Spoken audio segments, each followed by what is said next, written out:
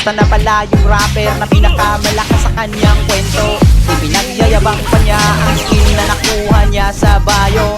Wala pa rin silbi kahit maraming skin, kung ang content naman ay classic. Skin lang naman ng malakas sa'yo, galawan AI napaka-basic.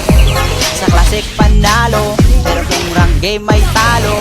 Kala ko ba malakas ka? Tayo ngang i-core sila mo na top global mo na hero. Idol na kita pag nagawa mo ito sa rank game. Pagkalaban ay napagod game, mga bara mo'y di nakakasugat. Ang babaw mo pa sumulat, di mo kumasisilat.